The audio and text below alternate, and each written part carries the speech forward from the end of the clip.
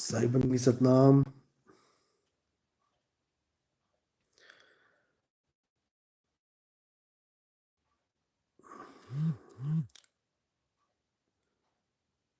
जय सतनाम। नरेंद्र दास साहिब बंदगी सतनाम। अंकुर दास सतनाम साहिब बंदगी। मनोरमा पटेल सतनाम। महिमा पटेल सतनाम। स्नेहा दासी जय सतनाम। वीरेंद्र सिंह जय सतनाम। अनिल दास सतनाम। राम डावर जय बंदी छोड़ की। भैरवदास नवीन कुमार राजेश कुमार जय सतनाम। संदीप सिंह जय बंदी छोड़ की। नीरज साहिब बंदगी सतनाम। ऋचा ठाकुर सतनाम साहिब बंदगी। लक्ष्मण सिंह सतनाम। महेश शर्मा जय सतनाम। हंसराज सतनाम साहिब बंदगी। नथु सिंह जय सतनाम। मिसिस पाल सतनाम साहिब बंदगी। उषा शर्मा जय सतनाम। मोहम्मद नबी साहिब बंदगी। नीरज कुमार जय सतनाम। विकास सतनाम साहिब बंदगी। भारत सरवा सतनाम। विक्रम आसनसोल जय सतनाम। माहीपाल सतनाम साहिब बंदगी। संतोष सतनाम। आत्मज्ञान जय सतनाम। राम कबीर जय बंदी छोड़ की। राखी राम सतनाम। रिंकू राजपूत देवीलाल रोशन लाल वर्मा महिपाल अल्पेश सतनाम। चारू बंसल सतनाम। भरत सरवा जय सतनाम। शिवानी खन्ना सतनाम साहिब बंदगी। अध्यात्म ज्ञान गंगा जय सतनाम। आत्मनिर्भर सतनाम। अरुणा दरवेशी साहिब बंदगी। रजनी राजपूत जय सतनाम। नाथू सिंह साहिब बंदगी। सुनील सतनाम। सवीना बेगम साहिब बंदगी। सतीश कुमार सुशील राम पन्ना सिंह जय सतनाम जय सतनाम। मनुभाव कुमार सतनाम सतनाम सतनाम जय सतनाम। श्याम बहादुर साहिब बंदगी। तो परमात्मा की दया से मूल ज्ञान का प्रचार प्रसार बहुत सुंदर तरीके से चल रहा है। गली गली गांव गांव शहर शहर इस ज्ञान का डंका बज रहा है। जो भी इसको एक बार सुनता है बस सुनता ही चला जाता है। सत्य असत्य का निर्णय करता है और असत्य को त्याग के सत्य के साथ हो लेता है। यही इस ज्ञान की खूबसूरती है, क्योंकि ये ज्ञान पक्षपात रहित है। इसमें पक्षपात का कोई खेल ही नहीं है। ये ज्ञान धर्मों से ऊपर है। इसमें धर्म का कोई खेल ही नहीं है। ये ज्ञान जात पात से न्यारा है। इसमें जात पात का कोई खेल ही नहीं है। इसलिए इस ज्ञान को पूरे संसार में फैलने में वक्त नहीं लगेगा, बस समझ में आने की देर है। क्योंकि इस ज्ञान का इस वक्त संसार को बहुत जरूरत है। जो हाल इस संसार का हो चुका है, परमात्मा ने जो निर्धारित किया है कि इस संसार में एक ऐसा समय आएगा जब इंसान इंसान का दुश्मन हो जाएगा, तब ये मूल ज्ञान उजागर होगा और दोबारा से सबके अंदर भाईचारा, प्रेम, एक बार फिर से एक दूसरे के लिए इज्जत, ये सब अपने आप ही आना शुरू हो जाएगा। इस ज्ञान को सुनते ही भेदभाव मिट जाएंगे। हिंदू मुस्लिम सिख ईसाई का झगड़ा हमेशा हमेशा के लिए खत्म हो जाएगा। ऊंची जात नीची जात, बड़ी जात छोटी जात, इन सब चक्करों से लोग मुक्त हो जाएंगे और फिर से एक ऐसा समाज का निर्माण होगा जिसमें सब बराबर होंगे, जिसको हम अपनी भाषा में, संतों की भाषा में राम राज कहते हैं। ये वो राम राज नहीं है जिसमें दशरथ के पुत्र राम जी के सब भगत हो जाएंगे। ऐसा बिल्कुल नहीं है और ऐसा कभी हो भी नहीं सकता। कोई भी मुसलमान गर्दन कटा लेगा, लेकिन उस रामराज की कल्पना नहीं कर सकता जो दशरथ के सुत राम जी की, उसके राज की बात की जाए तो। विरोध हो जाएंगे, दंगे हो जाएंगे, सब भड़क जाएंगे, लेकिन उस राम को स्वीकार ये लोग नहीं कर पाएंगे। किस रामराज की बात चल रही है? वो रामराज जो सबको समानता का अधिकार देगा, वो राम जो सब में समान रूप से विराजमान है, जो हिंदू में भी है, जो मुसलमान में भी है, जो सिख में भी है, जो ईसाई में भी है। संतों ने उस रामराज की बात करी है। उस रामराज के आने का संकेत दिया है कि एक ऐसा समय आएगा जब हर जगह रामराज होगा। वो राम कौन है? वो राम आत्म राम है। उस आत्म राम का जिक्र किया है कि उस आत्म राम को सब जानेंगे, जिसकी महिमा कृष्ण जी ने गीता में भरपूर गाई, लेकिन लोग समझ ही नहीं पाए। उस राम को कोई जान ही ना पाया जिसकी महिमा कृष्ण जी अध्याय 2 में इतना कुछ कह के चले गए कि उसको कोई जला नहीं सकता, उसको कोई काट नहीं सकता, उसको कोई मार नहीं सकता। उस राम का ना तो कभी जन्म होता है, ना ही उसकी कभी मृत्यु होती है, लेकिन सब उस राम के पीछे लग गए जिसका जन्म भी होता है, मृत्यु भी होती है, जिसको जलाया भी जा सकता है, जिसको काटा भी जा सकता है, यानी काया रूपी राम के पीछे सब पड़ गए। लेकिन कृष्ण जी किसकी महिमा गाते रहे, वो किसी ने ध्यान नहीं दिया। क्यों? क्योंकि हमें सही तरीके से गीता का ज्ञान समझाया ही नहीं गया। हमें गीता का ज्ञान सुना सुना के उसके बाद फिर काया रूपी राम, काया रूपी कृष्ण जी की पूजा करवा दी गई। दिक्कत ये रही। इसलिए गीता का ज्ञान सारे संसार को एक नहीं कर पाया। वरना गीता के ज्ञान में ऐसी कोई कमी है ही नहीं कि इसको पढ़कर किसी की भी आंख ना खुले। सबकी आंख खुल जाएगी, चाहे कोई हिंदू है, चाहे कोई मुसलमान, चाहे कोई सिख, चाहे कोई ईसाई।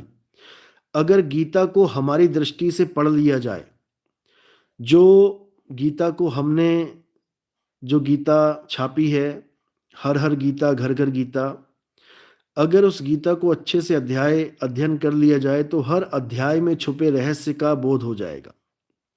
समझ में आ जाएगा कि कृष्ण जी ने कितने प्रेम से आत्मा के बारे में जिक्र किया, आत्म ज्ञान समझाया अर्जुन को। लेकिन जैसा कि आपको पता है कि अर्जुन एक क्षत्रिय बुद्धि का इंसान था, वो उस ज्ञान को नहीं समझ पाया।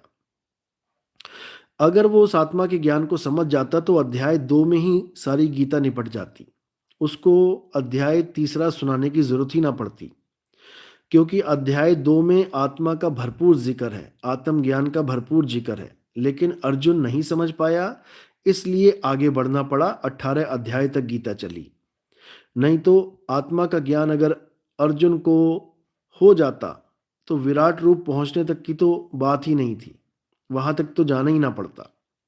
अध्याय 2 में ही उसको समझ में आ जाता कि आत्मा अजन्मा है, नित्य है, शाश्वत है। हम चाहकर भी सामने वाली आत्मा को नहीं मार सकते। ना कभी भीष्म पितामह का कत्ल हो सकता है, ना ही कभी दुर्योधन मरेगा, क्योंकि वो सब आत्मा है, शरीर नहीं है। आत्मा अजर अमर अविनाशी है। अगर इतना ज्ञान अर्जुन को समझ में आ जाता तो 2 अध्याय में ही गीता निपट जाती, गीता का अध्याय 3 बोलने की जरूरत ही ना पड़ती। वही हाल हम लोगों का भी है, जो हम गीता को पढ़कर भी नहीं समझ पाते, अर्जुन की तरह। इसलिए हमें ऐसे गुरु की आवश्यकता है जो हमें गीता का ज्ञान खासकर अध्याय 2 समझा दे।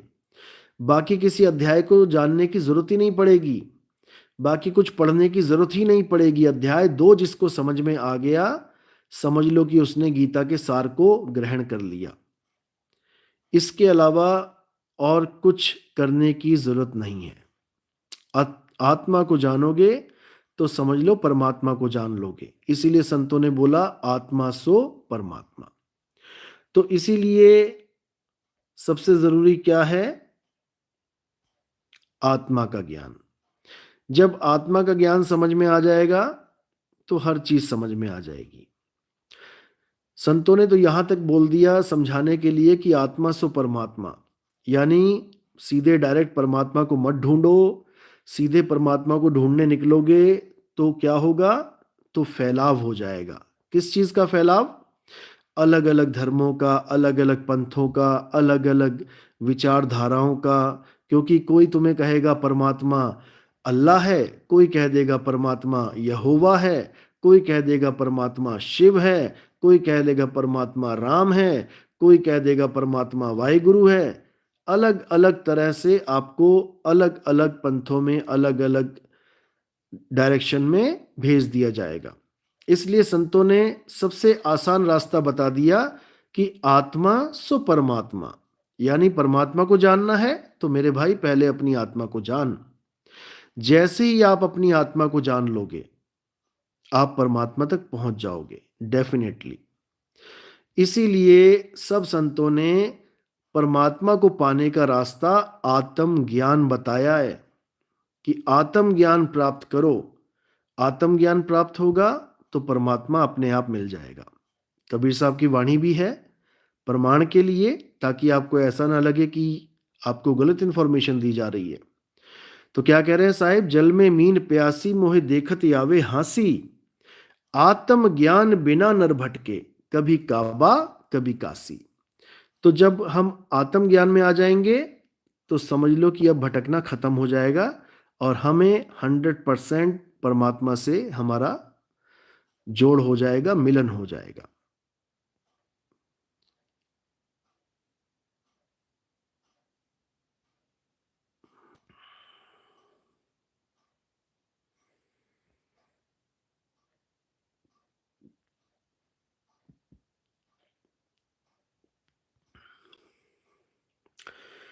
तो हर चीज को ध्यान से समझना है और दोबारा से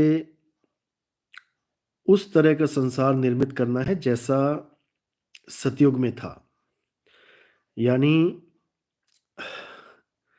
वो वाला सतयुग नहीं जो दुनियादारी वाला सतयुग है।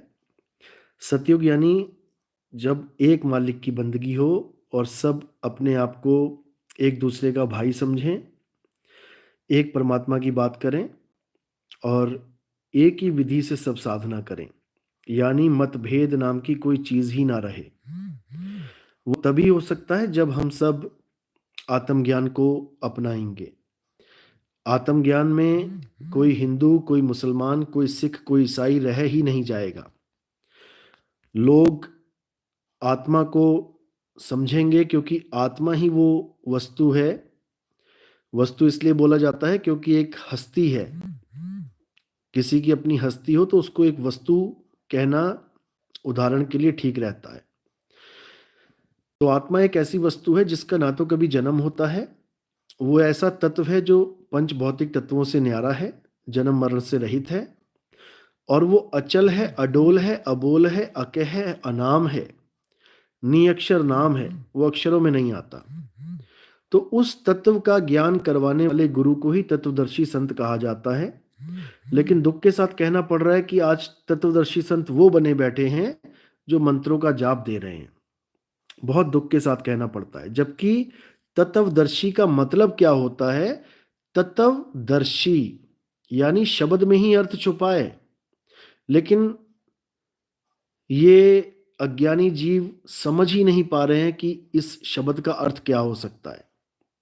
तत्वदर्शी यानी तत्व का दर्शन कराने वाला, चाहे वो आंखों से कराए नाशवान तत्वों का दर्शन, चाहे वो ज्ञान से कराए अविनाशी तत्व का दर्शन। लेकिन तत्वदर्शी संत का मतलब नाम जाप करने वाला कभी हो ही नहीं सकता।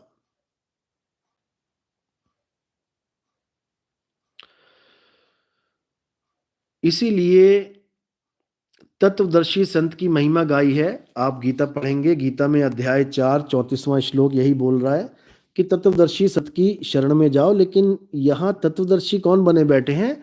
जो मंत्रों का ज्ञान पकड़ा रहे हैं। ये बिल्कुल घोर अज्ञान है। ओम कलियम हरियम शरियम सोहम सत्यम, ये सब नाम देने वाले आज तत्वदर्शी बने बैठे हैं। हैरानी होती है शब्द का अर्थ क्या है और क्या समझाया जा रहा है, इसीलिए दुख होता है। समझ लो। तो तत्वदर्शी संत का क्या काम होता है? तत्वों के बारे में ज्ञान करवाना, पंच भौतिक शरीरों के जो नाशवान शरीर हैं उसके बारे में ज्ञान करवाना, उसके बाद सूक्ष्म शरीरों में जो ज्ञान है उसको समझाना, और जो शब्द रूपी यानी निहित तत्व है उसका ज्ञान करवाना।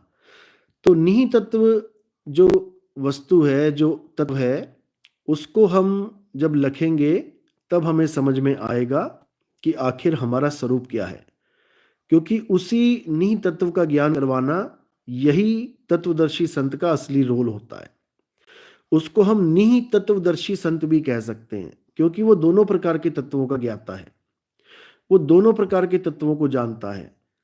वो पंच भौतिक तत्वों को भी जानता है और वो निहित तत्व को भी जानता है, इसलिए उसको हम निहित तत्वदर्शी संत भी कह सकते हैं और तत्वदर्शी संत भी कह सकते हैं।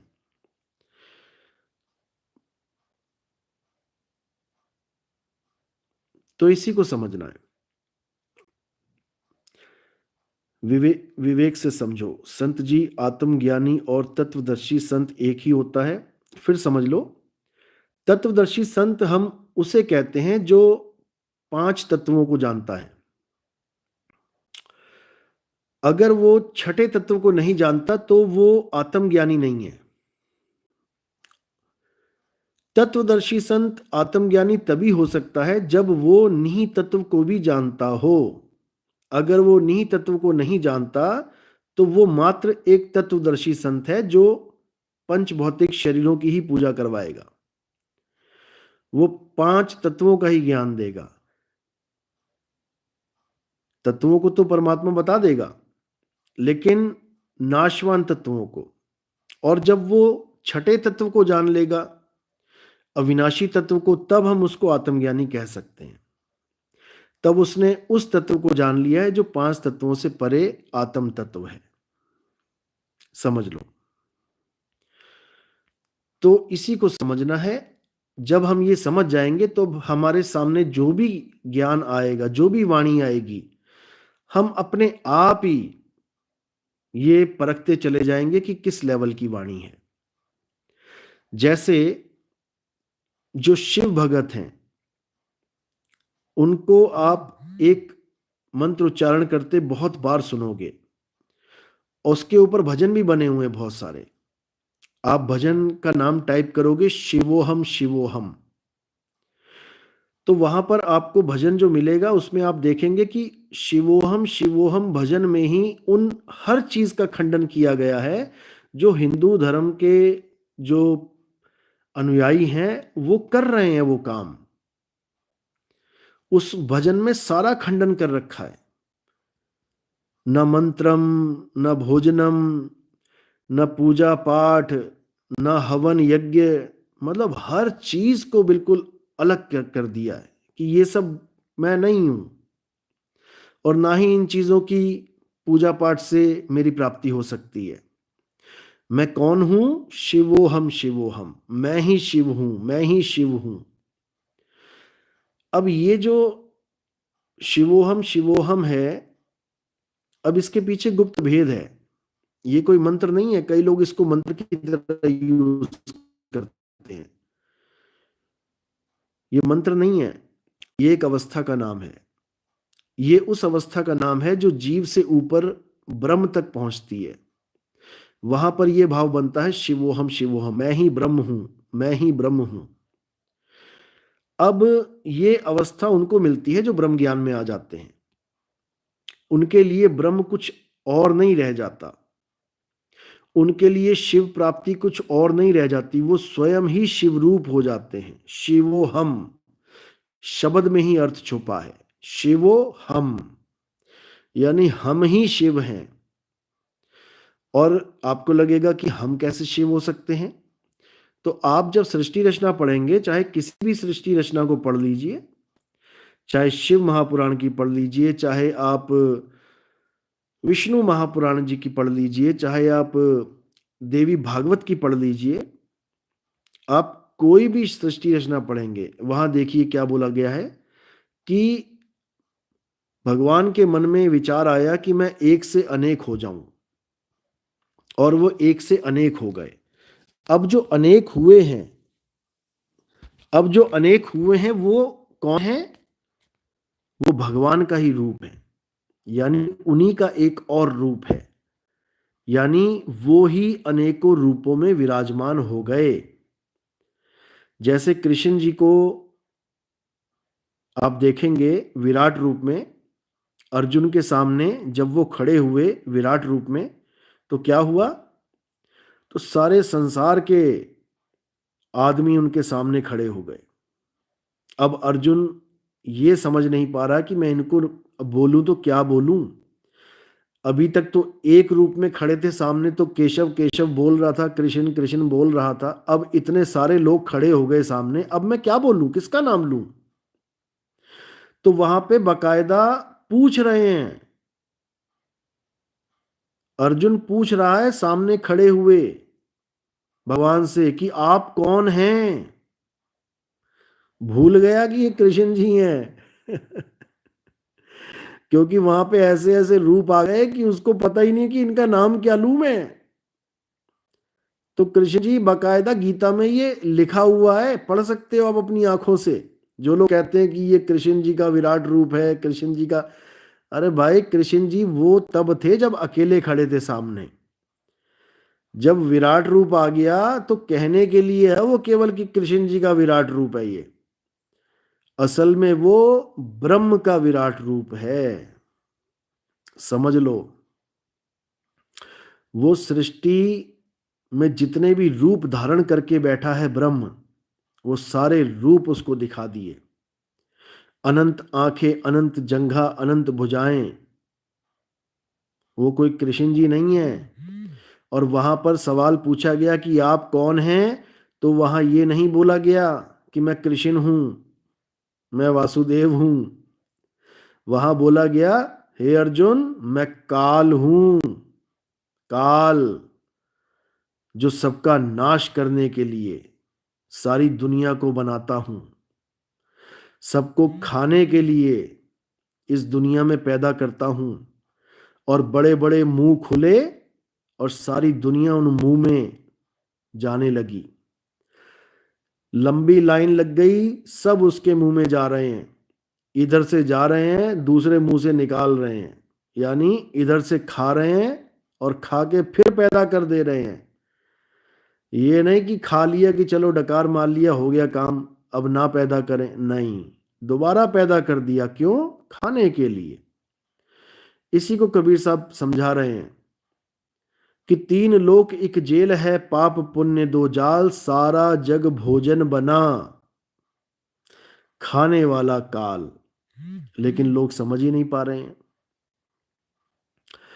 इसी को समझाने के लिए बड़े बड़े संतों ने भरपूर इशारे किए अपनी वाणियों में, लेकिन ये मूर्ख जीव समझ नहीं पाया, ये समझ ही नहीं पाया, करे तो करें क्या।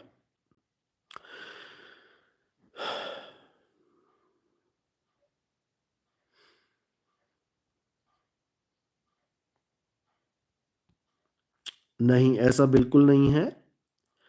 जो ये कहते हैं कि हमें काल काल को अपनी कमाई देनी पड़ेगी, ऐसा देना पड़ेगा, वैसा देना पड़ेगा, ऐसा बिल्कुल नहीं है मेरे भाई। ये काल के दूतों की एक साजिश है, काल का नाम जपवाने के लिए। सीता भी रावण के महल में रही, रावण की लंका में रही, बिना उसका नाम जपे। अब कहने वाले ये भी कह सकते थे कि सीता को भी वहां का ऋण उतारने के लिए नाम जपना चाहिए था, लेकिन ऐसा नहीं है। कोई ऋण नहीं है, किडनैपिंग करने का कोई ऋण नहीं होता। तुम्हें किडनैप करके कोई 5 स्टार होटल में कमरे में छुपा दे, इसका मतलब ये नहीं कि तुम्हें 5 स्टार होटल के कमरे का किराया तुम्हें देना है क्योंकि तुम वहां रह रहे हो। तुम्हें रखा जा रहा है। मुर्गियां जिस बाड़े में रहती हैं उसका किराया नहीं देती, उनको रखा जा रहा है वहां पे। एक जगह से दूसरी जगह बकरों की सप्लाई होती है, लाद लाद के गाड़ियों में ले जाते हैं, तो वो गाड़ी का किराया नहीं देता कि मैं दिल्ली से मुंबई जा रहा हूं तो मुझे इतना भाड़ा देना पड़ेगा। उनका किडनैप हुआ है, आपका किडनैप हुआ है, आपको यहाँ पे कोई लेके आया है, इस दुनिया में आपको पैदा किया जा रहा है, आप अपनी मर्जी से पैदा नहीं हो रहे हो। कोई है जो आपको पैदा कर रहा है, लेकिन आपको पता ही नहीं है कि हम पैदा होते कैसे हैं। ये पेड़ दिखाई दे रहा है, लेकिन इसका बीज तुम्हें पता ही नहीं है कि डलता कैसे है। इसीलिए ये काल के दूत क्या करते हैं, ये तुम्हें केवल ये झांसा देते हैं कि तुम्हें परमात्मा के पास तब पहुंचाया जाएगा जब तुम काल का ऋण उतार दोगे। ऐसा बिल्कुल नहीं है। अरे हम अपने दुनियावी पिता के साथ किसी होटल में खाना खाने चले जाएं, तब हमें अपनी जेब से निकाल के कुछ नहीं देना पड़ता, पिता अपने आप ही संभाल लेता है। तो ये दुनिया का पिता जब तुम्हें बिना खर्चे के खाना खिला सकता है, ऋण उतार सकता है, खाया तो तुमने है ना, लेकिन पिता पैसे दे रहा है, तो वो परम पिता परमात्मा, वो तुम्हारी भक्ति काल को देगा। शर्म करो भाई, शर्म करो, ऐसा कुछ नहीं है।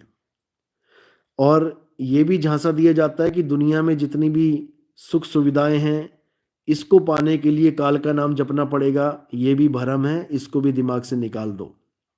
साहिब ने कभी नहीं कहा कि काल से कुछ मांगो। साहिब कहते हैं, वाणी में आपने सुना होगा कि साहिब इतना दीजिए, यानी अरदास कहाँ लग रही है, साहिब से। साहिब इतना दीजिए जामे कुटुंब सुमाए, और मैं भी भूखा ना रहूं साधु भूखा ना जाए। काल इतना दीजिए नहीं बोला गया है कि काल हमें इतना दीजिए हमारे बच्चे पल जाएं। काल से मांगोगे तो देना ही पड़ेगा ना। जिससे मांगोगे उसके कर्जदार बनोगे, काल से मांगो ही मत। कर्जदार कैसे बन जाओगे भाई? तो इन काल के दूतों ने खुद तो काल से मांग मांग के अपना ऋण चढ़ा लिया है, क्योंकि इन्होंने बहुत सुविधाएं मांगी, हमारे बड़े बड़े आश्रम बन जाएं, हमारा बड़ा बड़ा नाम हो जाए, हमें बहुत सुख सुविधाएं मिल जाएं, बड़ी बड़ी गाड़ियां मिल जाएं। यही सपना है इनका, गुरुवाई करने का यही सपना है इनका।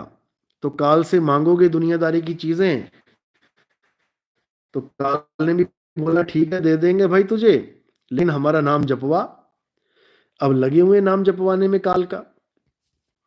तो काल का नाम जपने की जरूरत नहीं है मेरे भाई। यहां तक कि गीता में आप पढ़ोगे तो उसमें लिखा है कि अगर आप केवल एक ओम नाम जपते हो, ओम, तो आपको ब्रह्मलोक की प्राप्ति हो जाएगी। आपको देवी देवताओं के नाम जपने की जरूरत नहीं पड़ेगी। यानी देवी देवताओं का लोक पार करने के लिए आपको एक पैसा नहीं देना पड़ेगा वहां पे। केवल ओम नाम की इतनी कमाई हो जाएगी कि तुम सीधे ब्रह्मलोक पहुंच जाओगे। तो मेरे भाई, जब काल की इतनी पावर है कि बिना देवी देवताओं का नाम जपे सीधे तुम्हें अपने घर तक पहुंचा रहा है, तो सोचो परमात्मा की कितनी पावर है। बिना काल का नाम जपवाए, बिना अक्षर पुरुष का नाम जपवाए, बिना देवी देवताओं का नाम जपवाए वो यहां से लेके जा सकता है। लेकिन वो समर्थ हो तब। हमारे वाला तो है, तुम्हारे वाला शायद ना हो। हमारे वाला तो समर्थ इतना है कि वो कहता है तू विश्वास कर बस, फिर देख मैं क्या करता हूं। लेकिन तुम्हारे वाले जो गुरु ऐसे मिल गए हैं जो काल तो छोड़ो, देवी देवताओं के भी नाम जपवा रहे हैं कि उनका भी ऋण देना पड़ेगा। बताओ, गीता कह रही है ओम नाम जप लोगे तो देवी देवताओं की हिम्मत नहीं कि तुम्हें कहीं रोक सके। केवल मेरा नाम जप लोगे तो मेरे लोक में पहुंच जाओगे। लेकिन तुम्हें परमात्मा पे भरोसा नहीं है। अब करें तो करें क्या? दिक्कत यही है। तो साहिब कह रहे हैं कि सार शब्द आए जही विधि हाथा, और तेही विधि काल नवावे माथा। समझो, ऋण नहीं देना है, वो माथा नवा देगा तुम्हारे आगे। लेकिन तुम्हें सार शब्द का भेदी गुरु चाहिए। ये मंत्र देने वाले गुरु नहीं चाहिए कि मंत्र देने वाले गुरुओं को तुम तत्वदर्शी संत कहते हो। शर्म आनी चाहिए, शर्म। मंत्र देने वाले गुरु को जपी कहते हैं, जपी, क्योंकि नाम जपवा रहा है वो तुम्हें। और तपस्या कराने वाले गुरु को तपी कहते हैं, तपी। समझ लो, समझ लो। इन जपियों के चक्कर में नहीं पढ़ना है। ठीक है, जब तक पढ़ लिए ठीक है, कोई बात नहीं, छोटी क्लास है, करनी जरूरी है। लेकिन अब आगे एडमिशन लेना है, अब आगे बढ़ना है। समझ लो। तो भरमाने वालों में बहुत से लोग हैं, कोई कमी नहीं है यहां पे।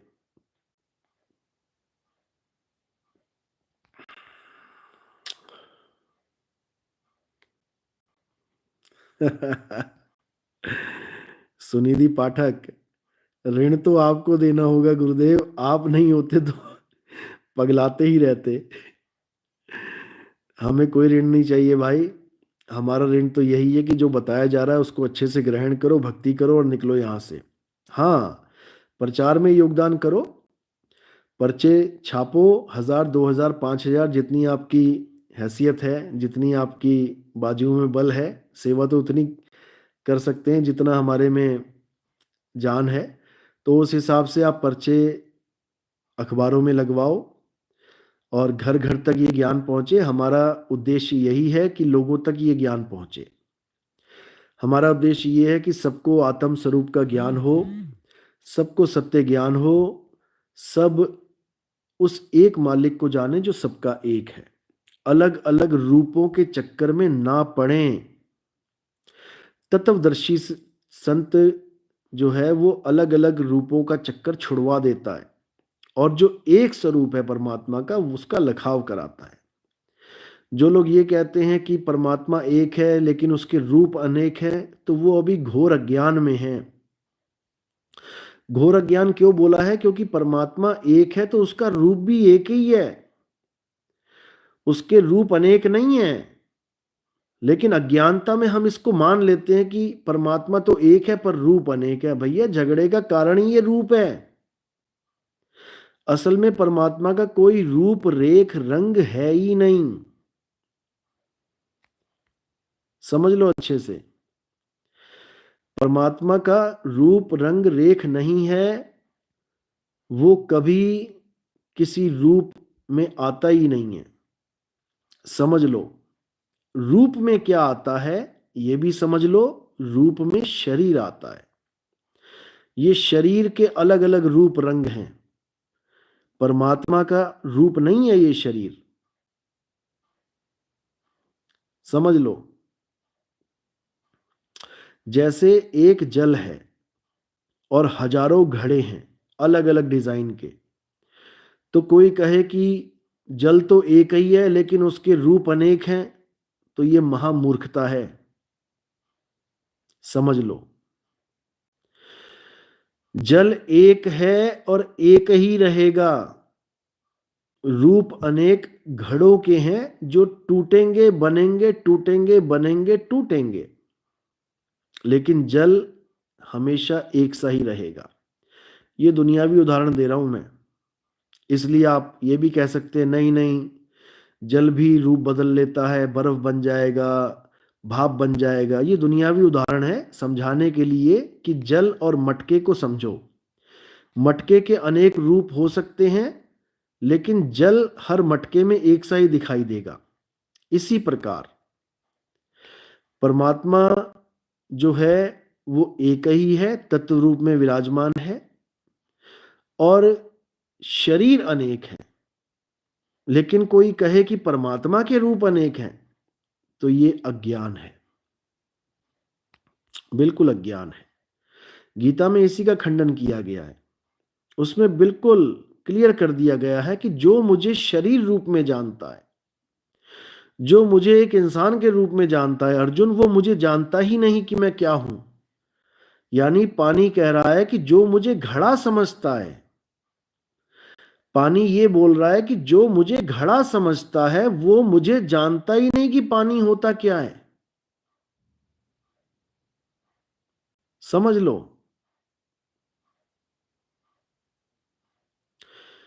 पानी को घड़ा कहना ही मूर्खता है और यही मूर्खता हमारे हिंदू धर्म में सबसे ज्यादा दिखाई देती है। इसीलिए सबसे ज्यादा कन्वर्जन हिंदू धर्म का ही होता है। सबसे ज्यादा कन्वर्ट होते हैं कौन? हिंदू धर्म के लोग। क्यों? क्योंकि उनको अलग अलग देवताओं में उलझा दिया गया है। इसी का फायदा उठा के क्रिश्चियन मिशनरीज काम करते हैं, मुस्लिम मिशनरीज काम कर रहे हैं। सबसे ज्यादा धर्म परिवर्तन हिंदुओं का ही हो रहा है। क्यों? क्योंकि उनके पास सब कुछ होते हुए भी कुछ नहीं है। उनके पास गीता जैसे ग्रंथ और भी कई ग्रंथ है जिसमें सब कुछ दे रखा है, लेकिन उसको वो समझ ही नहीं पा रहे हैं, क्योंकि समझाने वाले ही उल्टा समझा दे रहे हैं। दिक्कत तो ये है। गीता में आत्मा का भी पूरा ज्ञान है और उसमें काल का भी पूरा ज्ञान है। लोग आत्मा के ज्ञान को तो समझ नहीं पाए, लेकिन काल को भगवान बना के बैठ गए, यानी शरीर को भगवान बना के बैठ गए। और आत्मा कहाँ गई भाई? शरीरों के मंदिर बना के बैठ गए। आत्मा का मंदिर कहाँ है? जिस आत्मा की महिमा गाई जा रही है कि आत्मा को कोई काट नहीं सकता, जला नहीं सकता, सुखा नहीं सकता, भिगो नहीं सकता, उस आत्मा का मंदिर कहाँ है? और जिस शरीर को जलाया जा सकता है, काटा जा सकता है, मारा जा सकता है, उस शरीर के, नाशवान शरीर के हजारों लाखों मंदिर बना डाले। बताओ। बस यही अज्ञान है। पानी का कोई मंदिर नहीं है और मटकों के मंदिर पे मंदिर बना रखे हैं। बताओ। अभिषेक वर्मा, गुरुजी आप ये बताइए कि भगवान विष्णु ही परमात्मा है, क्योंकि विष्णु पुराण में उनको ही सुप्रीम पावर बताया गया है। भाई आपने विष्णु पुराण पढ़ा इसलिए आप बोल रहे हैं। आप शिव महापुराण पढ़ोगे ना, तो उसमें विष्णु जी को तो और छोर नहीं मिल रहा है। उस कमल नाल से लेके कमल के फूल के ऊपर से लेके नीचे तक ब्रह्मा विष्णु ढूंढने में लगे, इसका और छोर क्या है? दोनों को नहीं मिला और छोर, समझ लो। और एक स्टोरी आती है कि ब्रह्मा और विष्णु जी आपस में लड़ पड़े कि मैं तेरा बाप, मैं तेरा बाप, मैं तुझसे बड़ा, मैं तुझसे बड़ा। बीच में शिवलिंग खड़ा हो गया, ज्योति स्वरूपी शिवलिंग, और छोर नहीं मिला उसका कि कहां से कहां तक जा रहा है। तो दोनों का घमंड टूट गया। पढ़ो उसको भी, वो भी उसी लेखक ने लिखा है जिसने विष्णु महापुराण लिखा है। वो किसी ने अपने घर में बैठ के नहीं लिखा है। और जब तुम श्रीमद् देवी भागवत महापुराण पढ़ोगे तो तुम्हें तीनों ही बच्चे दिखेंगे, ब्रह्मा जी, विष्णु जी, महेश जी, जिनको निद्रा में रख के सुला दिया गया, पैदा करके सुला दिया गया। और जब तीनों उठे तो क्या क्या हुआ, वो सब उस ग्रंथ में है, पढ़ लेना। पढ़ने के बाद भी तुम्हें समझ में नहीं आएगा कि ये हो क्या रहा है। पढ़ने के बाद भी तुम्हें समझ में नहीं आएगा कि ये हो क्या रहा है, क्योंकि तीनों को जब उड़न खटोले से तीनों को बैठा के जब माँ ले जाती है ब्रह्मांडों की सैर कराने के लिए, तो ब्रह्मा विष्णु महेश को, तीनों को जो दर्शन होते हैं वहां पे, पहले ब्रह्मा जी के दर्शन होते हैं। बड़ा सा ब्रह्मा जी खड़ा है वहां पे और तीनों हाथ जोड़ के खड़े हैं कि भाई ये कैसे हो सकता है, ब्रह्मा जी तो हमारे साथ हैं, ये सामने ब्रह्मा जी कैसे खड़े हो गए आके। थोड़ी और आगे चलते हैं तो वहां पे विष्णु जी खड़े होते हैं। फिर तीनों हैरान हो जाते हैं कि हैं, विष्णु जी तो हमारे साथ हैं, ये दूसरा विष्णु कौन आ गया। आगे चलते हैं तो सदा शिव भगवान के दर्शन होते हैं, शंकर जी के दर्शन होते हैं। वो कहते हैं, हैरान हो जाते हैं कि ये दूसरा शंकर कहाँ से आ गए। पढ़कर भी नहीं समझ पाओगे कि ये कौन है जो दर्शन दे रहा है। ये सब तब समझ में आता है जब तत्वदर्शी संत समझाएगा, तब तुम्हें समझ में आएगा कि ये लीला चल क्या रही है, ये चक्कर है क्या। उसके बाद उन तीनों को आदेश दिया जाता है कि ब्रह्मा तुम सृष्टि पालन पैदा करो, विष्णु तुम सृष्टि का पालन करो, और शंकर तुम इसका नाश करो। तीनों को हुक्म दिया जाता है। ब्रह्मा जी पैदावार करेंगे, विष्णु जी पालन करेंगे, शंकर जी संहार कर देंगे। तो तीनों को हुक्म देने वाला तो तीनों से बड़ा हुआ, तो विष्णु जी को परमात्मा कैसे साबित करोगे तुम? समझ लो। ब्रह्मा विष्णु और महेश जी तीनों में से कोई परमात्मा नहीं है, फिर समझ लो। इनको कौन आदेश दे रहा है? श्रीमद् देवी भागवत में देवी आदेश दे रही है, तुम्हें इंटरनेट पे मिल भी जाएगा, सर्च कर लेना। लिख देना ऐसे कि माता जी ने ब्रह्मा विष्णु महेश को क्या कार्य सौंपा, देख लेना, आ जाएगा, अच्छे से देख लेना। आदि शक्ति ने क्या हुक्म दिया, तीनों को समझ में आ जाएगा। तो विष्णु जी अगर परमात्मा है तो वो किसी और के हुक्म की पालना नहीं करते भाई, परमात्मा तो खुद ही हुक्म देता है सबको। तो इस चीज को भी दिमाग से निकाल दो और अच्छे से समझो बात को, क्योंकि अभी मैंने बोला था आप लोग को कि अभी तो केवल एक बूंद आई है, समुंदर बाकी है, और समुंदर बस आने ही वाला है, चिंता मत करो। और उस समुंदर में सारे ग्रंथ खोल दिए जाएंगे, क्योंकि अभी तो मैंने केवल मेन मेन टॉपिक ही लिया है हर ग्रंथ का, ये समझाने के लिए कि सब एक ही है, बस समझने का फेर है। लेकिन विस्तृत जानकारी, डीप नॉलेज आपको दी जाएगी जब समुद्र का दरवाजा खुलेगा। अभी तो केवल एक बूंद निकली है वहां से, उस एक बूंद में ही सब पगला गए हमारे चेले। सबकी बात नहीं कर रहा हूं, जो उसको हजम नहीं कर पाए, जो एक बूंद भी हजम नहीं कर पाए और गुरुवाई का कीड़ा काट गया, जिन्हें आज यूट्यूब पे बैठे हुए हैं चौधरी बन के, जब पूरा समुंदर आएगा तो उनका अता पता नहीं जाएगा कि गए कहाँ वो लोग। लेकिन ठीक है, किसी के अंदर कीड़ा अगर आया है तो ठीक है, जब तक कीड़ा मारते नहीं, जब तक करने दो काम अपना कीड़े को भी। लेकिन जब स्प्रे किया जाएगा तो सारे कीड़े नष्ट हो जाएंगे, चिंता मत करो।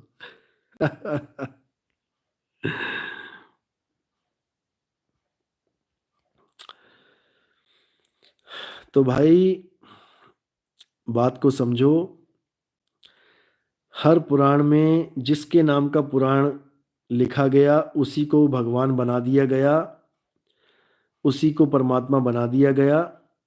यकीन मानो, अगर तुम्हारे नाम का पुराण लिखा जाए तो तुम्हें परमात्मा बना दिया जाएगा। फिर तुमसे सृष्टि उत्पन्न करवा दी जाएगी, समझो बात को।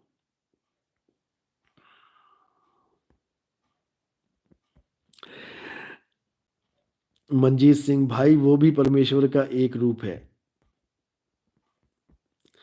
देखो, तुम भी परमेश्वर का ही एक रूप हो, तुम अपने आप को नहीं समझ रहे हो अभी। जितने भी इंसान हैं वो सब परमेश्वर का ही रूप हैं, अभी तुम्हें नहीं समझ में आ रहा है। अभी तुम्हें नहीं समझ में आ रहा है, तुम अपने आप को नहीं समझ रहे हो।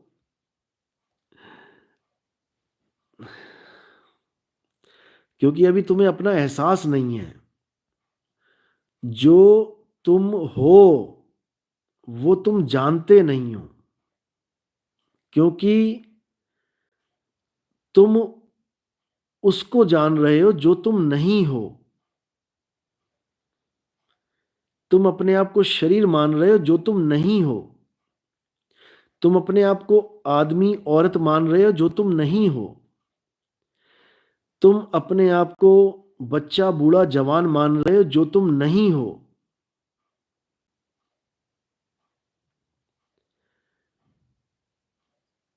सिख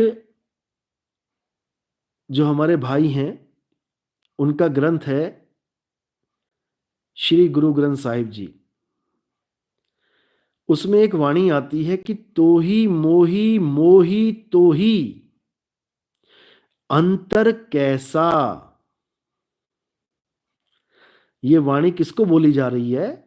ये परमात्मा को बोली जा रही है वाणी। परमात्मा से भगत कह रहा है कि तोही मोही मोही तोही अंतर कैसा।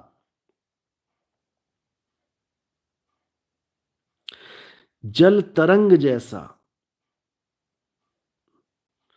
यानी जैसे समुद्र के ऊपर लहर चलती है, तो समुंदर और लहर नाम दोनों अलग हैं, लेकिन तत्व एक ही है।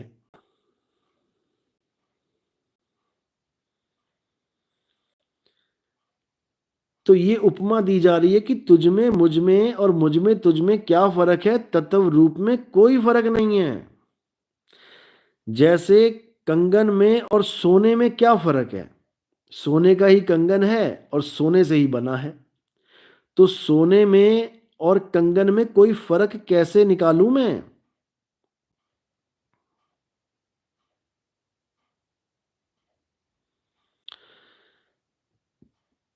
इसी को सोहम बोला गया है। कई लोग सोहम का मंत्र देते हैं अपने चेलों को, जपो सोहम सोहम सोहम, सारा दिन सारी उम्र निकाल देते हैं बेचारे सोहम सोहम सोहम करने में।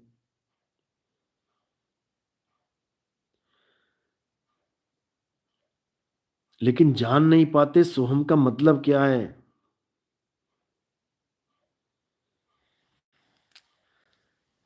ये परमात्मा से बात चल रही है।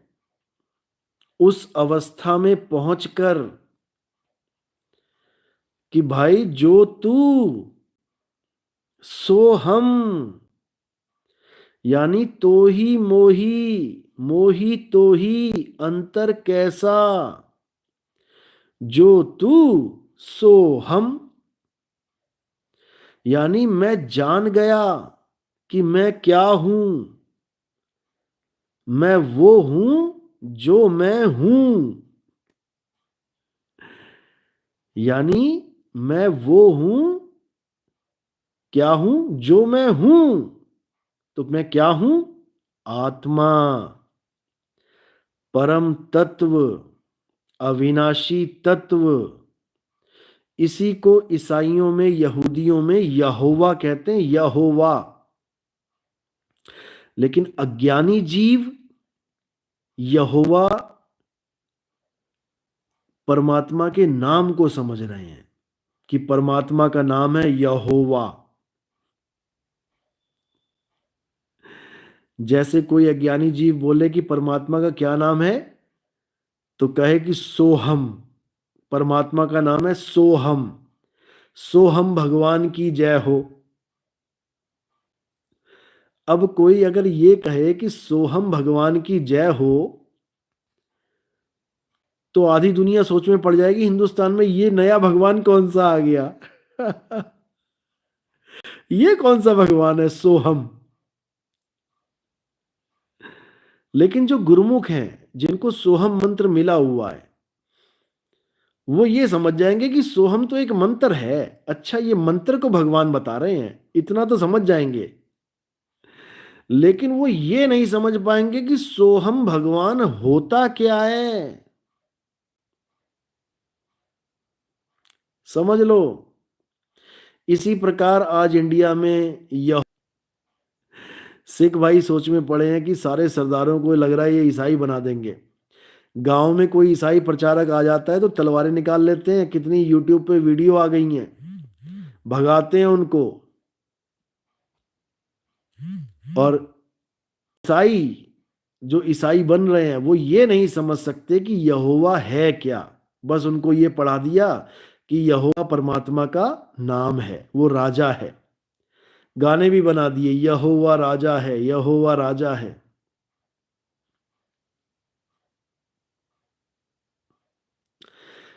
भाई यहोवा का मतलब ये है कि मैं वो हूं जो मैं हूं।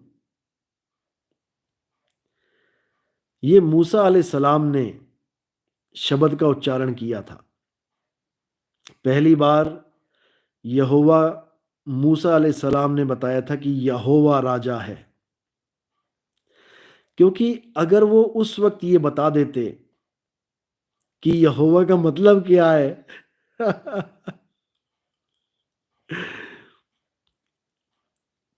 तो ईसाइयों की तरह, ईसा मसीह की तरह मूसा अलैहिस्सलाम को भी टांग दिया जाता। ईसा मसीह ने तो केवल यही बोला था कि मैं परमात्मा का पुत्र हूं। अपने आप को परमात्मा का पुत्र कहा, तब उनको क्रूस पे चढ़ा दिया। और कहीं यहोवा का मतलब बता देते वो मूसा अलैहिस्सलाम, तो उनकी भी हालत खराब कर देते ये लोग। इसलिए उन्होंने इस गुप्त भेद को छुपा दिया, केवल नाम बता दिया यहोवा, क्योंकि उनको पता था कि यहोवा का भेद एक दिन जरूर खुलेगा। कोई ना कोई जरूर आएगा जो यहोवा का भेद खोलेगा, जो जानकार है वो जानकारी दे ही देगा। और जो अज्ञानी जीव हैं वो उसके नाम के भजन गाते गाते काल के मुंह में चले जाएंगे। वो यहोवा ऐसे बचाने वाला नहीं किसी को, याद रखो। अगर केवल यहोवा के जयकारे लगाने से वो बचा ले तो मेरे भाई आज देख लो अमेरिका की क्या हालत हो रही है। सारे यहोवा वाले ही बैठे हैं। पूरा लॉस एंजलिस जो दुनिया के नंबर 1 सिटीज में गिना जाता है, टॉप टॉप के सिटीज में, देख लो क्या हालत है। कोई ना बचा रहा यहाँ वहां पे, कोई होली स्पिरिट नहीं बचा रही किसी को वहां पे। और इंडिया में ये हल्ला मचा रखा है कि तुम्हारे सारे कष्ट यहोवा हर लेगा। अरे भाई वो अमेरिका के कष्ट हर लेना, क्यों नहीं हर पा रहा है?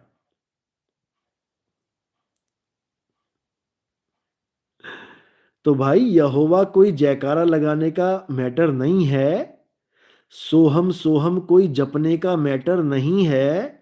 ये एक प्राप्ति है। ये वो प्राप्ति है जब तुम्हें ये बोध हो जाता है कि तुम हो क्या। यहोवा का मतलब है मैं वो हूं जो मैं हूं। यानी अगर मुझे प्रेम करते हो, यहोवा को प्रेम करते हो, तो तुम्हें वो जानना पड़ेगा जो तुम हो। और जब तुम हो तब तुम यहोवा को समझ पाओगे कि यहोवा है। क्योंकि यहोवा खुद कह रहा है कि मैं वो हूं जो मैं हूं। मैं वो नहीं हूं जो तुम मानते हो, कि तुमने कुछ भी मान लिया कि यहोवा ईसा मसीह है या यहोवा और कोई है। यहोवा अपने अपने गुरु को ही यहोवा समझ रहे हैं लोग। गुरु ही परमात्मा है, गुरु ही परमेश्वर है।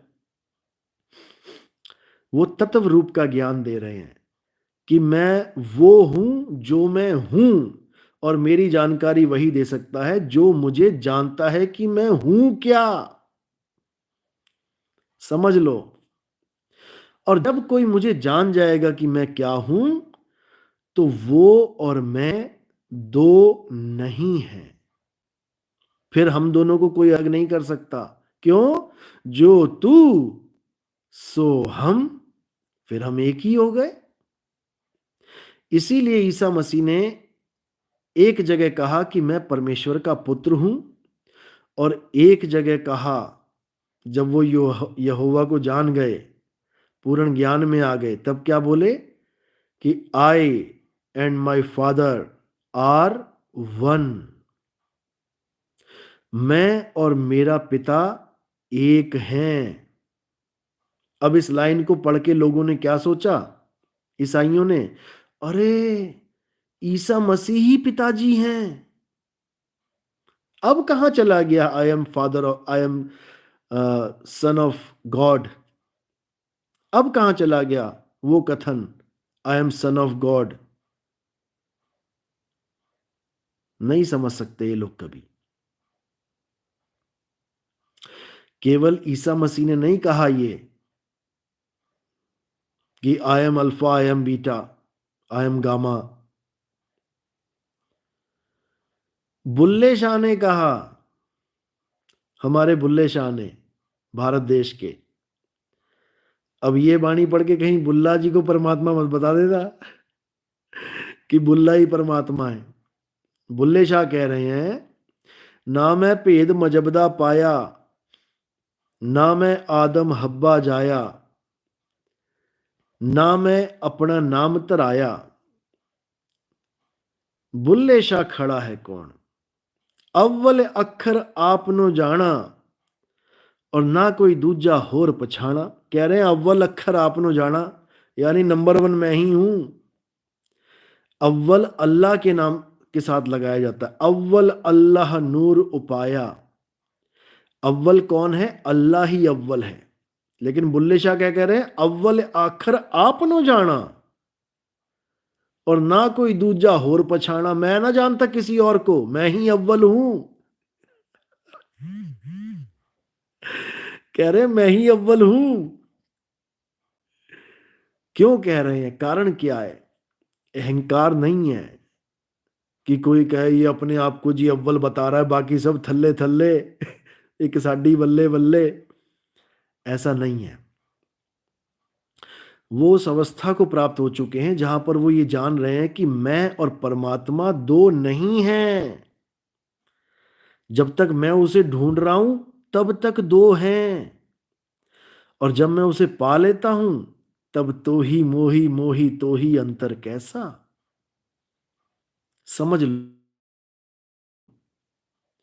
इसीलिए कृष्ण जी ने कहा है कि जो मुझे शरीर रूप में पूजते हैं भजते हैं वो कभी जान ही नहीं सकते मैं कौन हूं, क्योंकि वो माया से प्रेम कर बैठे हैं। वो घड़े को कृष्ण मान बैठे हैं, जबकि कृष्ण जल है, पानी है कृष्ण, आत्मा है कृष्ण। ये शरीर नहीं है जिसके पैर में तीर लग गया, तीर लगने पे कृष्ण जी की मृत्यु हो गई। बताओ, शरीर की मृत्यु हुई है। और ऐसे शरीर कई धारण करके मिट्टी में मिला दिए उन्होंने। किस किस को कृष्ण कहोगे? और कृष्ण देखा जाए तो कृष्ण एक अवतार का नाम है। कौन धारण कर रहा है वो अवतार? विष्णु जी। यानी कृष्ण एक पात्र है, केवल एक कहानी का। 10 कहानियां बनाई हैं विष्णु जी ने, और तुम एक कहानी के पात्र को पकड़ के बैठ गए हो।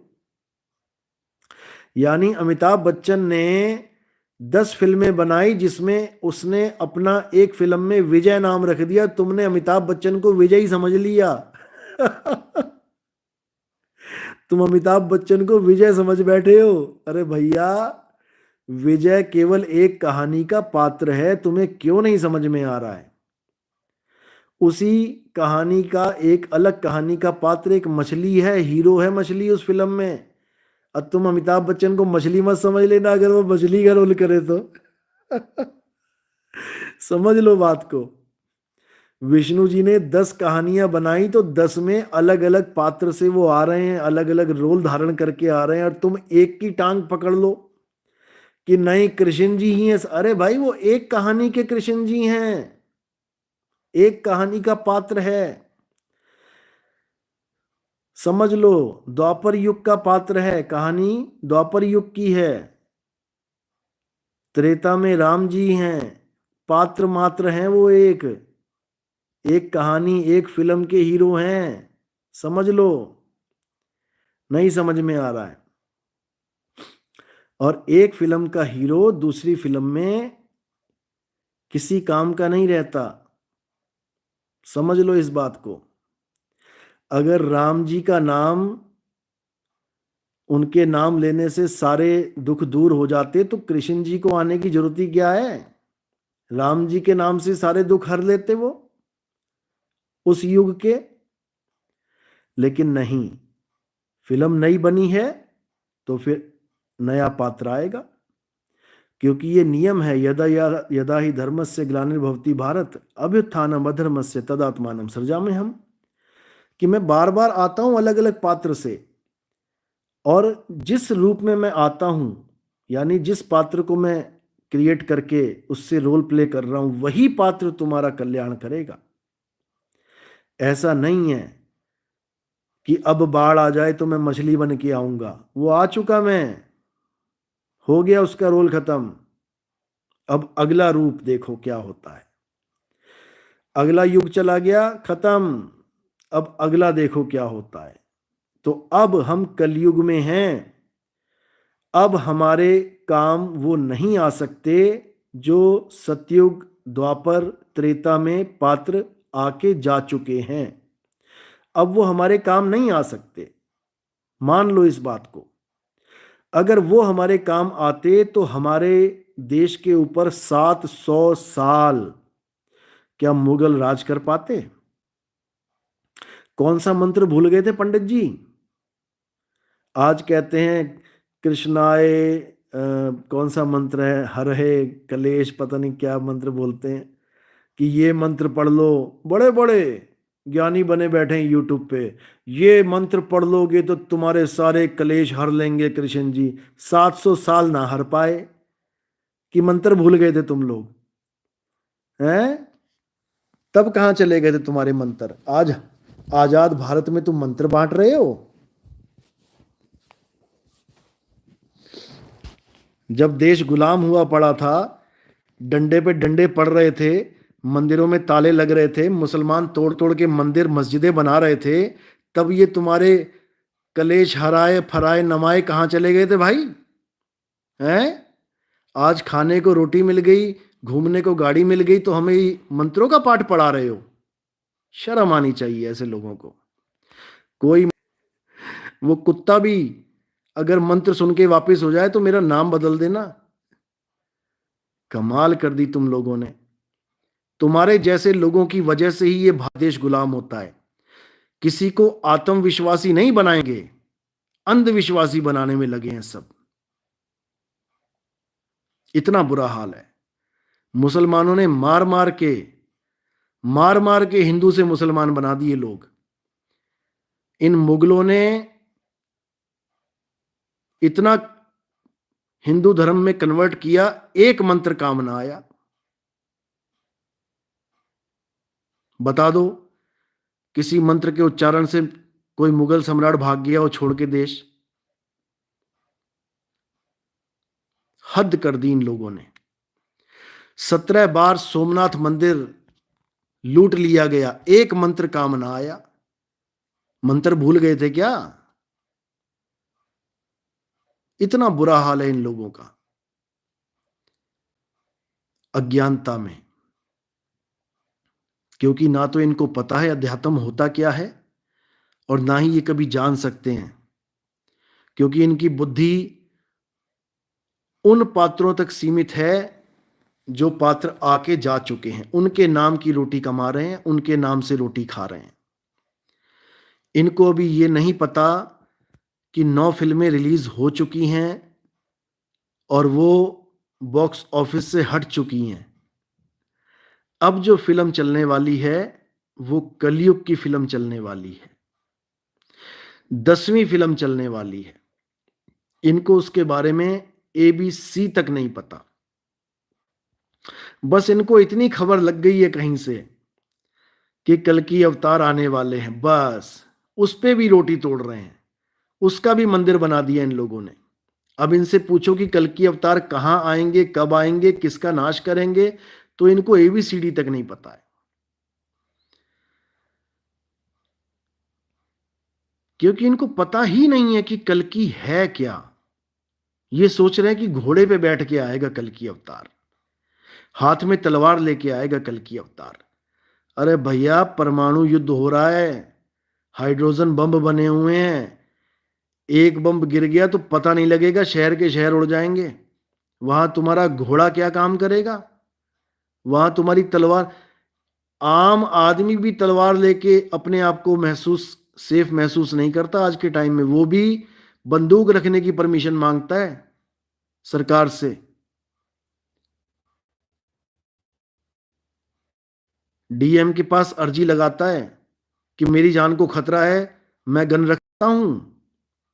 वो भी तलवार की अर्जी ना लगाता, उसको पता है तलवार से कुछ होने वाला नहीं, सामने वाला एक गोली मारेगा और उड़ जाएंगे तोते। बताओ, एक आम आदमी तलवार यूज करने की बात नहीं कर रहा और ये सोच रहे हैं कि भगवान कल की तलवार लेके आएंगे घोड़े पे बैठ के और बहुत बड़ी फौज बनाएंगे, सबके हाथों में तलवारें होंगी और खूब जंग होगी। बताओ, यही इमाम मेहंदी वाले सोच रहे हैं। देखो वीडियो, देख घोड़े पे दौड़ा रहे हैं सबको तलवारें पकड़ा के। अरे भाई, एक परमाणु बम गिर गया ना तो पता नहीं लगे घोड़े कहां उड़ गए। वही ईसा मसीह वाले गलती कर रहे हैं। ईसा मसीह की फोटो बना रहे हैं कि लोहे की तलवार लेके आएंगे घोड़े पे बैठ के, पता नहीं लगेगा घोड़ा कहां चला गया और तलवार कहां उड़ गई, एक परमाणु बम गिर गया तो। क्योंकि इनको पता ही नहीं है कि वो घोड़ा कौन सा है, वो तलवार क्या है, इनको कभी समझ में आ ही नहीं सकता। भाई, वो घोड़ा और कोई नहीं, ये तुम्हारे अकल के घोड़े हैं। अकल का घोड़ा दौड़ाओ, हाथ में विवेक की तलवार लो और अज्ञान को काटते चले जाओ, ज्ञान को धारण करते चले जाओ। कल्कि का मतलब ही यही है कि अज्ञानता को खत्म करके उस निकलंक आत्म देव को समर्पित हो जाना, यही कल्कि का मतलब है।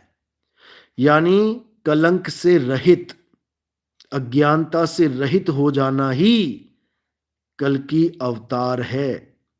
और कल्कि अवतार किसका खात्मा करेंगे? किसी तलवार से नहीं कट सकती वो चीज कि तलवार से काटेंगे उसको। कली काल की बात चल रही है यहां पे।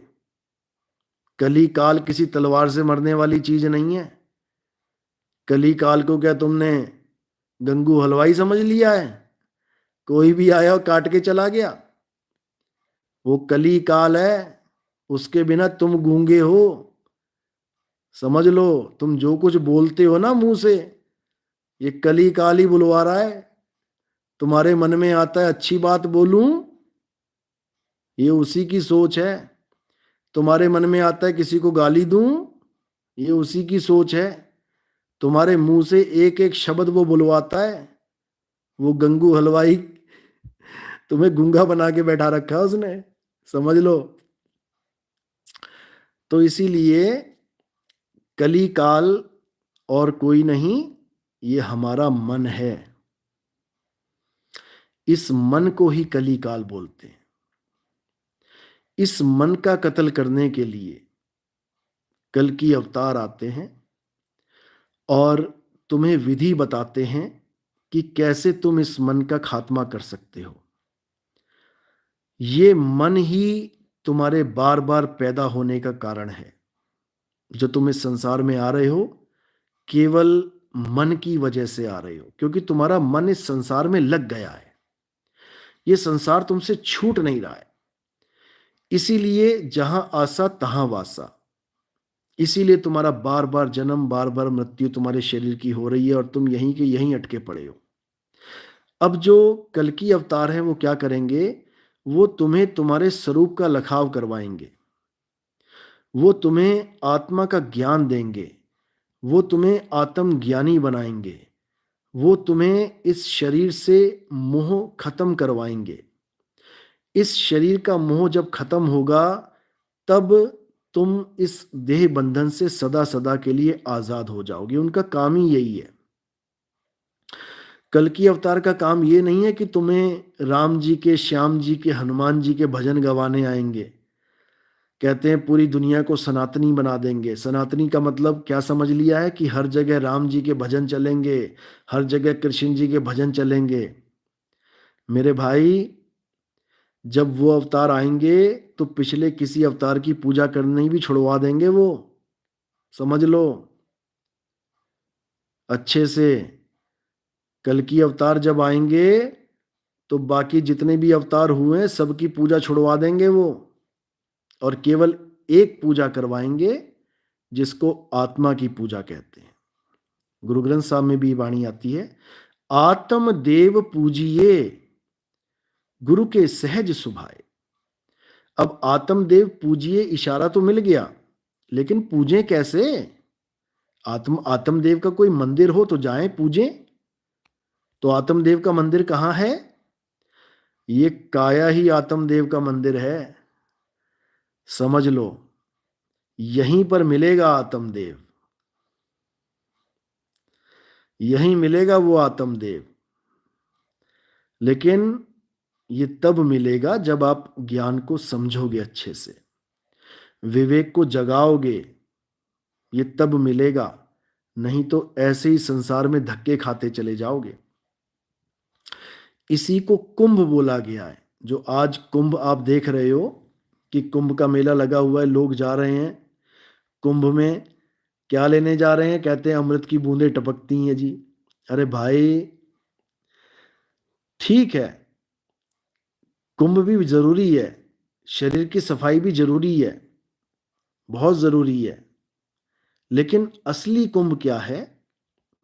असली कुंभ कहाँ है? ये काया ही असली कुंभ है। कुंभ यानी घड़ा किससे बनता है? मिट्टी से। ये मिट्टी से ही बनी है, ये मिट्टी का ही कुंभ है। और इसी कुंभ में अमृत है। इस कुंभ में स्नान करना है जाके, तब समझ लो कि 101% जन्म सफल होगा, जन्म मरण से मुक्ति मिलेगी। ठीक है, कहते हैं कि बेसिक क्लियर हो तब आगे बढ़ना चाहिए, तब आगे बढ़ेंगे। तो ये कुंभ भी जरूरी है क्योंकि कम से कम श्रद्धा बनाता है। हजारों लोग, करोड़ों लोग आते हैं, श्रद्धा से वशीभूत होके आते हैं, अच्छी बात है, आना भी चाहिए, क्योंकि यहीं से शुरुआत होती है भक्ति की। कोई भी तीर्थ स्थान बुरा नहीं है, वो तुम्हें संकेत देता है। मंदिर तुम्हें संकेत देता है, मंदिर का नाम तुम्हें संकेत दे रहा है। मंदिर, मंदर, पंजाबी में मंदिर कहते हैं। और चलिए मंदिर चलिए यार। मंदिर का मतलब है मन के अंदर। मिल गया ना संकेत। तो भगवान कहाँ है? मन के अंदर। कैसा भगवान मिलेगा? मन के अंदर क्या मिलेगा? जो मंदिर में मिल रहा है, यानी शरीर। शरीर रूपी भगवान दर्शन देगा तुम्हें मन के अंदर। तो मन के अंदर कौन है? मन को खोजोगे तो तुम्हें शरीर रूपी दर्शन मिलेंगे। कोई भगवान आशीर्वाद देता हुआ मिल जाएगा, कोई गुरु के रूप में आशीर्वाद देता हुआ मिल जाएगा, कोई किसी इष्ट देव के रूप में कोई आशीर्वाद देता मिल जाएगा। तो मन के अंदर यानी तन के अंदर मन है और मन के अंदर तन है। मन में जो विचार आते हैं किसके आते हैं? तन के ही आते हैं। तो मन में तन और तन में मन है। अब परमात्मा कहाँ है? तो आत्मा में परमात्मा है। आत्मा में परमात्मा है, उसको समझना है। उसी की वजह से ये तन हरा भरा है, इसीलिए उस आत्मा को हरि भी कह देते हैं। हरि, परमात्मा का एक नाम हरि भी रखा है, जिसकी वजह से ये काया हरी भरी है। अब वो ना हो तो सबकी काया मरी मरी है, समझ लो। तो इसको अच्छे से समझना है। अगर इसको अच्छे से समझ गए तो सारा खेल समझ में आ जाएगा, नहीं तो हालत बुरी होने से कोई नहीं रोक सकता।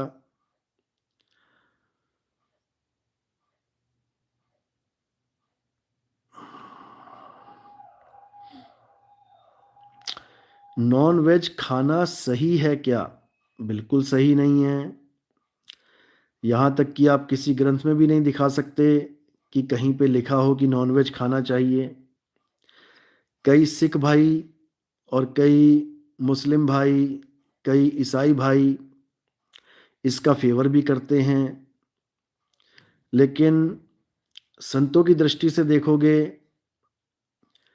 तो ये बिल्कुल भी ठीक नहीं है। हिंदू भी बहुत खाते हैं, जबकि आप देखोगे ग्रंथों में क्या लिखा है। गरुड़ पुराण में देखो जाके, साफ लिखा है उसमें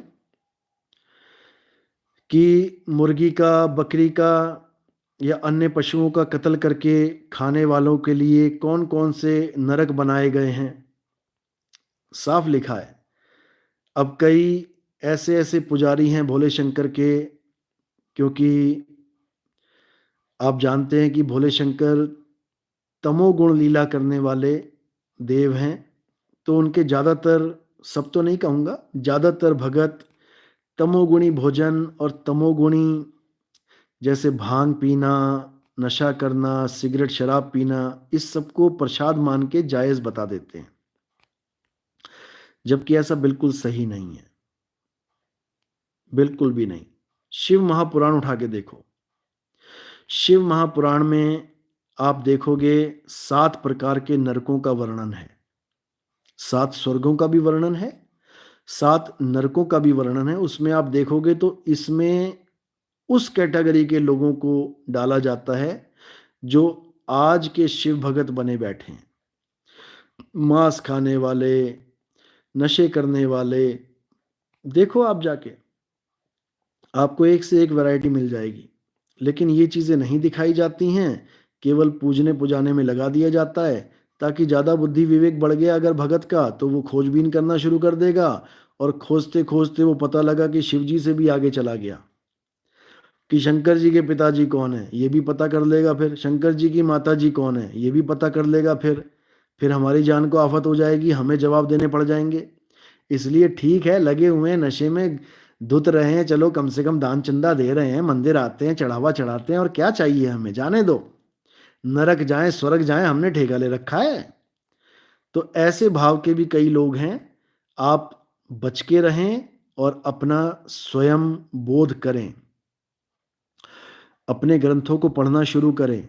आपको पता लगेगा कि शंकर जी ने क्या आदेश कर रखे हैं शिव महापुराण में, मीट खाना चाहिए कि नहीं खाना चाहिए। किसी पंडित जी की बात मत सुन लेना, ग्रंथों को पढ़ो। तुम पढ़े लिखे हो, वो समय कुछ और था जब केवल संस्कृत में ग्रंथ थे, पंडित जी पढ़ के बताते थे, जो बता दिया वही सत्य लगता था, क्योंकि ट्रांसलेटर भी नहीं थे उस वक्त। आज तुम्हारे पास गूगल ट्रांसलेटर भी हैं, संस्कृत का एक शब्द डालो, उसके 10 अर्थ सामने आ जाएंगे। भाव के साथ मैच कराओ कि कौन सा शब्द कहाँ फिट हो सकता है, तुम्हें खुद समझ में आने लग जाएगा कि किस भाव में कौन सी वाणी बोली गई है, क्या बता रखा है, हर चीज। तो सब कुछ आ जाएगा समझ में, लेकिन तब जब तुम्हारा विवेक बढ़ेगा। विवेक बढ़ाना बहुत जरूरी है। हर ग्रंथ में हर सवाल का जवाब दिया गया है, अच्छे से पढ़ो और अपने जीवन में एक बार, मरने के बाद तो सभी पढ़ा रहे हैं, जीते जी एक बार गरुड़ पुराण जरूर पढ़ो। गरुड़ पुराण पढ़ने पर आपको बहुत सारी चीजें ऐसी समझ में आ जाएंगी जो आपको कोई नहीं बताएगा, कोई ब्राह्मण बता ही नहीं सकता, क्योंकि उस ग्रंथ में ब्राह्मणों की क्लास लगा रखी है अच्छे से, समझ लो। उसमें ब्राह्मणों के ऊपर भी बताया गया है कि अगर ये काम कोई ब्राह्मण करता है तो वो भी नरकगामी होगा। ये आपको कोई नहीं बताएगा, ये आपको गरुड़ पुराण बताएगा। अच्छे से पढ़ लेना।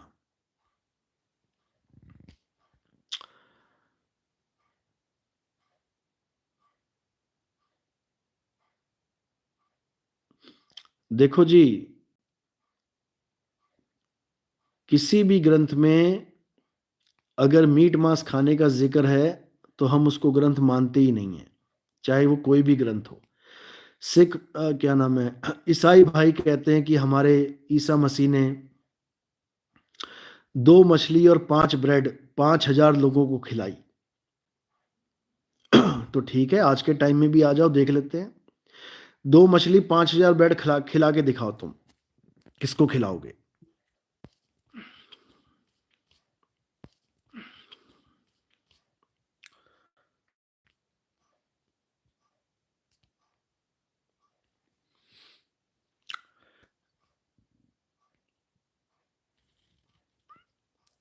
हाँ, तो ईसाई भाई क्या कहते हैं कि ईसा मसीह ने 2 मछली और 5 ब्रेड, ये 5,000 लोगों को खिलाई। अब इसके पीछे राज क्या है वो कभी जीवन में नहीं समझ सकते। वो ये समझाया जा रहा है कि कैसे सृष्टि खत्म करनी है, उनको मुक्त कर दिया ये भेद बता के। 2 मछली कौन है? वो 2 मछली, मछली बहुत चंचल होती है, बहुत फुर्तीली होती है, जल्दी हाथ में नहीं आती। और 5 ब्रेड क्या है उसको भी अच्छे से समझ लेना है। ये 2 मछली मन और माया रूपी मछली हैं, ये बहुत फास्ट होते हैं और ये हाथ में नहीं आते। और 5 ब्रेड क्या है? ये पंच तत्व यानी पंच भौतिक शरीर की बात है। इस शरीर को आप देखेंगे तो 2 मछली और 5 ब्रेड ये शरीर ही है, यानी इस काया में, यानी 5 ब्रेड में 2 मछलियां काम कर रही हैं। वो कौन है? मन और माया। ये मन और माया रूपी मछली को और 5 ब्रेड को कैसे खा के खत्म करना है, ये ईसा मसीह ने उस वक्त 5,000 लोगों को समझा दिया और उनको भव बंधन से मुक्त करवा दिया। लेकिन इस बात को ये लोग नहीं समझ पाए और इन्होंने क्या बोल दिया कि ईसा मसीह ने मछली खाना अलाउड कर रखा है। अरे ईसा मसीह तो इतने प्यारे संत हैं कि एक मेमने को आप देखोगे कि मेमने को गोद में उठा के प्यार कर रहे हैं। वो ये नहीं कह रहे कि इसको खा जाओ, पता नहीं क्या हो गया बुद्धि को इंसानों की, दूसरे को दुख देके, वो भी केवल इस जीभ के स्वाद के लिए, जबकि अन्न से पेट भर सकता है। इतनी डिशेस हैं वेजिटेरियन में कि तुम एक डिश अगर आज खाओ तो कहो साल तक उसका नंबर ना आए, इतनी डिशेस हैं, रोज अलग अलग खाओगे तब भी। लेकिन ऐसे मांस भक्षी बन चुके हैं ये लोग कि क्या बताया जाए। कबीर साहब तो यहां तक कहते हैं कि मांसाहारी मानवा प्रत्यक्ष राक्षस जान। राक्षस और कोई नहीं है, मांस खाने वाले ही राक्षस होते हैं। इनकी संगत मत कर होए भक्ति में हान। इन लोगों की संगत मत करो, तुम्हारी भक्ति बिगड़ जाएगी। लेकिन ये लोग नहीं समझ सकते।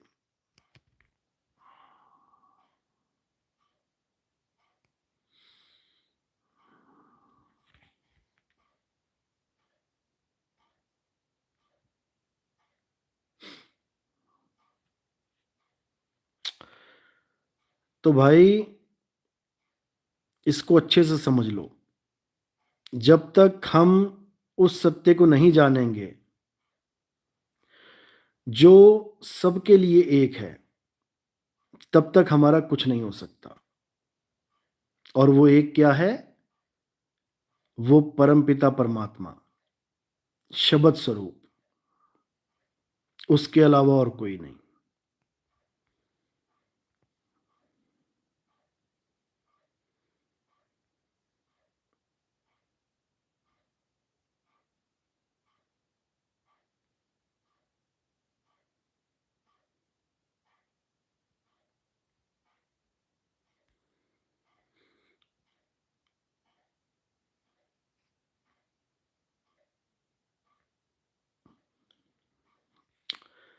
अमित चौधरी एग खा सकते हैं? बिल्कुल नहीं खा सकते।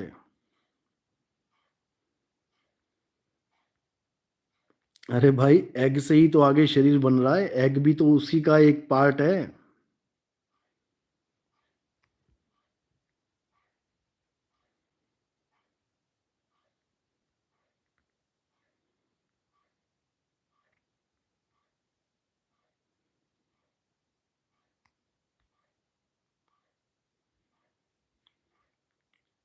चलो, अब ये लाइव सेशन यही समाप्त करते हैं, टाइम काफी हो गया है। जय बंदी छोड़ की, जय सतनाम। अब कल मिलेंगे। जय बंदी छोड़ की, सतनाम।